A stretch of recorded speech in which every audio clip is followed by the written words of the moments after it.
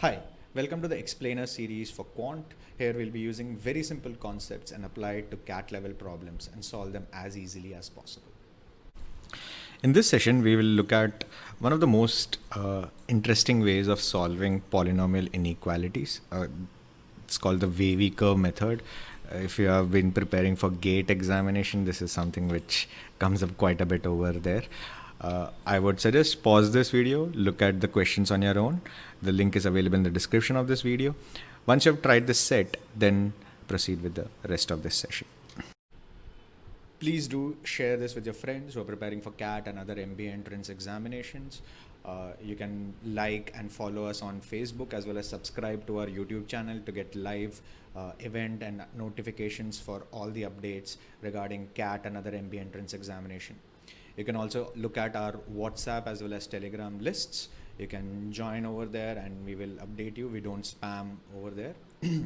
If you want, you can enroll for our Quant and LRDI courses. These are the best and the most comprehensive courses available in the market. Wavy curve method is a very interesting way of solving polynomial inequalities. It's very common in GATE examination as well as GMAT and GRE examination. Even in CAT, there are quite a few applications, as you'll see in the examples that we solve a little later. Now, the broad way of solving a wavy curve method is to use the graph of a function to your advantage, right? So let's take a simple example. Suppose you have a polynomial inequality to solve, right? So x minus 2 into x plus 3 should be less than 0. You need to find a range where this is satisfied. Now, if you were to look at it, you can have a case. This is product of two numbers. So suppose this is p, this is q. P into q is less than 0. Now, when is this possible? When either p is positive, q is negative, or when p is negative and q is positive, right? If both of them are positive, the product will be positive. If both of them are negative, even then the product will be positive. So one of them has to be negative, other has to be positive. So let's see what can be the case. So you can have a scenario where x minus 2 is positive and x plus 3 is negative. When will this happen?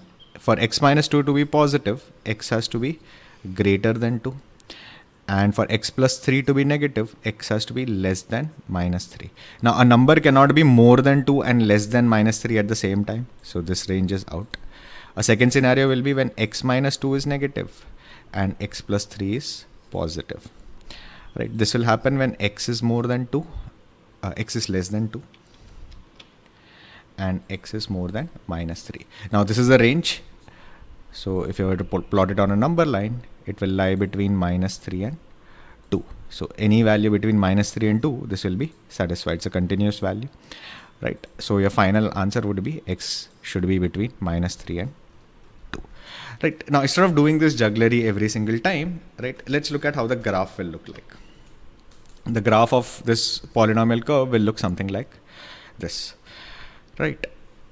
Every time you hit the root of the curve, right, the direction will go from positive to negative or negative to positive, right? So from as you move across minus 3, it will go from positive to negative, and as you go from as you move across 2 from 1 towards 3, right, the curve will change from negative to positive, right? We want the negative range, so between minus 3 and positive 2. So we use the roots of the equation to basically try to find out what will be the favorable range. So the broad way of solving through a wavy curve method is basically something like this, right? So find the significant points. The significant points are nothing but the roots of the curve, right? Find any position on the curve. Find the find the positive or the negative sign of the curve, right? So find the value of the function and check whether it's positive or negative at a point, right? Every time it passes through a point, the sign of the curve will change, right? So if you were to use the same example as earlier, right? Suppose I find the value of x at 0. If I put x is equal to 0, the value of this curve will be minus 2 into plus 3, which is minus 6, right? So I know between 2 and minus 3, it will be negative, right? So when it passes through 2, it will turn into a positive value. When it passes through minus 3, again it will turn into positive. I want the negative region. So this is my favorable region, just as we found out earlier. So instead of doing all this algebraic jugglery, we can just use a curve to actually find out what will be the significant points. Now, obviously, there are some caveats to using this blindly. We'll show those caveats a little later as we go through and discuss more questions from past paper. But this is the broad this is the broad theory behind the wavy curve. Every time you pass through the root of the curve, right, the direction of the sign of the function changes from positive to negative or negative to positive. So two consecutive segments cannot have the same sign. The first one is from ZAT 2014. It says a polynomial ax cube plus bx square plus cx plus d intersects the x-axis at 1 and -1 and the y-axis at 2. Find the value of b. Now, it intersects the x-axis at 1 and -2 and 1 and -1, which means these two are the roots of this equation, right? So which means if I put x is equal to 1 in this will give me 0. If I put x is equal to -1 in this, even then it will give me 0.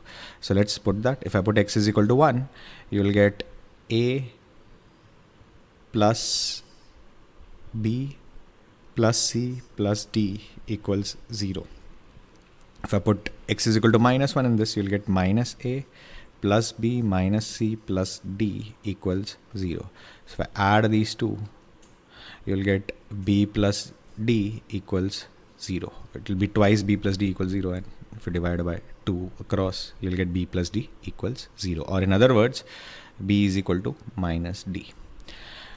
What else is given to you? It intersects the y-axis at 2. Right, so the curve intersects the y-axis at 2. Right. So when will it intersect the y-axis? When x is equal to 0. So when x is equal to 0, the value of y equals 2. What is the value? Where is y? Y is basically the curve. Right. So when I put x is equal to 0, this will result in 2 as a result. Right. So if I put x is equal to 0, you'll get d equals 2. Now d is equal to 2, b is equal to minus d, which should be equal to -2, option A. In practice, less than 2 minutes to solve this. Question number 2, this is from CAT 2019, slot 2. Now you need to be a little careful when you use the curve here. I mean, you don't have any inequality directly here. Obviously, the easiest way to solve this inequality is basically use the options. You can put the options and check. That is another way. If you want to use it using wavy curve, let's see how you can do this. It says if x is a real number, then square root of logarithm to the base e. 4x minus x square divided by 3 is a real number if and only if what happens. Now, you have a log to a base e of some value, and then you have a square root of that. Now, what are the restrictions, right? If you put a negative value in a square root, it will result in a complex number or a non-real number, which means you cannot have a negative value. The log cannot result in a negative value, which means the log has to result in a positive value, right? Log has to result in a positive value. Now we know log to any base, right? Log of 1 to any positive base will be 0, right? So which means if I want a positive number,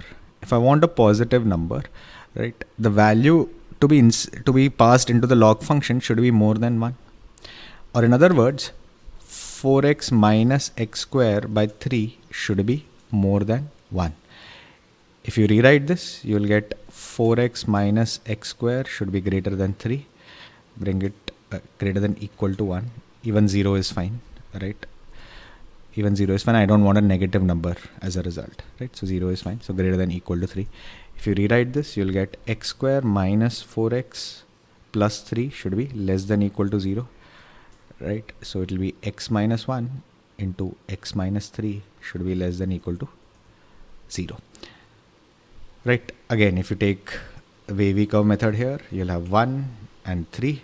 Let's calculate the value at 0. If I put x is equal to 0, you'll get minus 1 into minus 3, which is positive 3. So this is positive. this is negative, this is positive. So I want from 1 to 3, including the edge points, right? Because 0 is fine, right? At 1 and 3 it will be equal to 0, so that should be possible. So between 1 and 3, both inclusive, should be your value of x to satisfy this criteria. Option A will be your correct choice. Obviously, you can directly substitute the options one by one and solve this. But if you were to use it using the wavy curve, this is how to do it. Now, while describing the wavy curve, we said like we will have certain caveats or extensions to that wavy curve. So this is the first one. This came up in IFT 2014. It says, what is the smallest integer x for which the inequality x minus 7 into x square plus 5x minus 3x is greater than 0. Now this is in the denominator, right? We usually have everything in the numerator, but this is in the denominator. What should we do, right? So x minus 7 divided by x square plus 5x minus 36 is greater than 0. Now let's look at any inequality, right?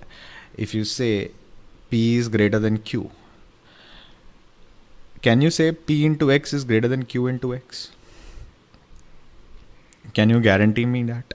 I know 2 times P will be greater than 2 times Q, irrespective of whether P and Q are positive or negative. For example, minus 1 is greater than minus 3. So minus 2 into minus 1 shall be greater than minus 6. But can you guarantee that if I multiply it with a variable X, will you be able to guarantee that it is the sign of inequality will not change? Think about this. If I multiply by minus 2, right, this will become 2 and this will become 6. The sign of inequality changes, right? The sign is retained only when you're multiplying with the positive number. Now, if it was a constant, I am guaranteed that it is positive or negative, but this is a variable, right? So I cannot just directly multiply, even though the right hand side is 0, I cannot just directly multiply by x square minus 5x plus 36, right? I cannot just directly multiply both sides by x square plus 5x minus 36 without changing the sign, right? As we have seen with wavy curve, this might change, especially when it goes through the roots. So how do I solve this? Now my problem is, if I multiply on both sides by x square minus 5x plus 36, I'm not sure whether it's a positive number or a negative number. But if I multiply both sides by the square of this number, square of any number, any real number has to be, square of any real number has to be non-negative, right? We know x is a real number.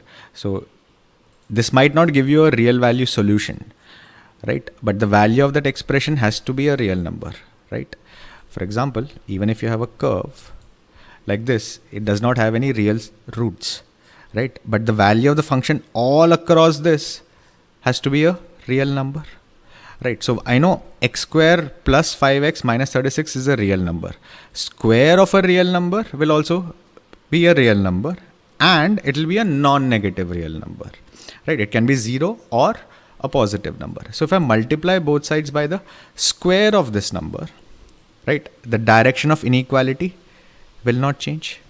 The direction of inequality will not change. It will remain the same. So if I multiply both sides by this square, one of them will get cancelled, right? And the right hand side will be 0. So your final relation will be x minus 7 into x square minus 5x plus 36. So you have converted a ratio of two polynomials into a multiplication of polynomials, which you can use using wavy curve method. Now this should be very easy to solve using the wavy curve method, right? If I split this, this will be x plus 9 into x minus 4 into x minus 7. So your significant points are minus 9, 4 and 7. Take a value anywhere. Let's say between minus 9 and 4. Let's put x is equal to 0. If I put x is equal to 0, you will get 9 into minus 4 into minus 7, which is a positive number. Minus 4 into minus 7 is a positive number. Into 9 will also be a positive number. So it will be a positive number. So everywhere in the range, minus 9 to 4, it will be positive, which means less than minus 9, it will be negative. Between 4 and 7, it will be negative again. And beyond 7, it will turn positive again. I want the smallest integer for which this is more than 0. Now less than minus 9, it will not hold. If I put exactly minus 9, the denominator will become 0. It will become indeterminate. Just more than minus 9. The smallest integer more than minus 9 is minus 8. Right? That will be your answer. Now if you want proof of what I said, right, let's plot the graph. Right, let's plot the graph. The one in red, right, is the value of x minus 7 divided by x square plus 5x minus 36, and one in blue is a graph of when I multiply both sides by x minus by the denominator square, right? The graph is not the same, but the range of inequality remains the same. Again, minus 9, 4 and 7 are the significant points for the second graph as well.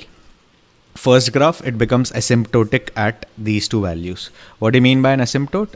It will not reach that value, because if I put x is equal to 4, the denominator becomes 0. Value becomes indeterminate. If I put x is equal to minus 9, denominator becomes 0. Value becomes indeterminate. Right? So basically, you can say that if I have x minus a divided by x minus b is greater than 0, it is equivalent to saying x minus a into x minus b is greater than 0. It is equivalent to solving this. Why? You're multiplying both sides by x minus b whole square. You're guaranteed that x minus b whole square is non-negative. That's why you can transform a polynomial in the denominator to a polynomial in the numerator.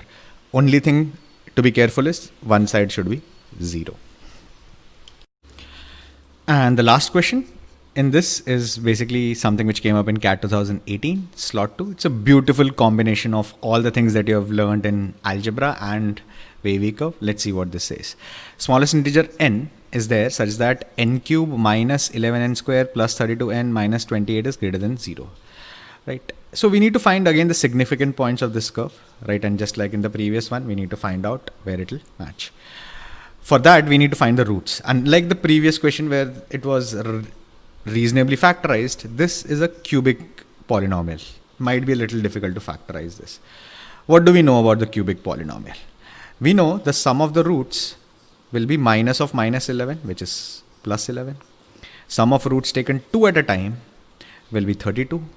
And the product of roots will be minus of minus 28, which is 28. So if the roots are p, q, r, p plus q plus r should be equal to 11. pq plus qr plus pr should be equal to 32. And product will be pqr should be equal to 28. So let's start with the product here. You have a 28, so you need a 7 somewhere, right? You need a 7 somewhere. If you take a 14, right, these two should be negative. So you can take minus 2 minus 1. Right, if you take 14 into 2 into 1, you'll get this. Right, or you can do 7 plus 2 plus 2. Right, 7 into 2 into 2 will give you a 7 into 2 into 2 will give you a 28, and 7 plus 2 plus 2 will give you 11. Now, which of these two will give you 32 as a product of roots taken 2 at a time? Let's try this. 14 into minus 2 will be minus 28. 14 into minus 1 will be minus 14. And minus 2 into minus 1 will be plus 2. This is not going to give you positive 32. So this is out. So obviously this is going to give you the value. 7 into 2 is 14. 7 into the other 2 is also 14. And 2 and 2 will give you 4. 14 plus 4 is 28 plus 4 is 32. Which means I can factorize this polynomial as n minus 2 whole square into n minus 7. Right? N minus 2 whole square into n minus 7. Now, how do I check what happens at n minus 2? Right? So you have a double root here at 2, and then you have a 7. Now, beyond 7, say if I put 8, n is equal to 8. Right? If I put n is equal to 8, right? This will be positive, and this is a positive number square. So you know it's definitely positive. So beyond 7, I know it's definitely positive, but I need the smallest number for which it is positive. So I need to go back in the curve, right? So I know as it passes through 7, it will turn negative, right? Then it will reach till 2. Now what happens at 2? Will it pass on to the other side, or it will come down back? What is going to happen? Now think about this. At n minus 2, at n is equal to 2, it will change the direction. But because it's a double root, it will change direction twice. So it will go, it will, from negative, it will become positive and then turn again into a negative. So it will become like this. Because it's a double root, it is going to shift direction twice in the same time. If it was a triple root, so for it was n minus 2 cube, it will change direction 3 times, which it will go here, right? But because it's double root, it will go here. So I can be very sure that less than 7 or equal to 7, less than or equal to 7, the curve stays non-positive. It will turn positive only after 7. Smallest number will be 8. And as a proof, if you plot this graph here, this is how the graph actually looks like, right? From 2 to 7 also, it stays negative. It shifts twice as we discussed over here, right? So wavy curve method is a very powerful technique. You need to understand this, how the graph actually works. Once you understand that, the questions can be solved in a reasonably quick manner. You can transform denominator into numerator. You can transform double roots. You can solve questions almost verbally when it comes to using this method. That completes this particular session. If you liked it, please do share it with your friends who are preparing for CAT and other MBA entrance examination. Please do subscribe to our YouTube channel as well as follow our Facebook page. The links for our course are available on the description to this video. Till we meet again the next time, goodbye and all the best.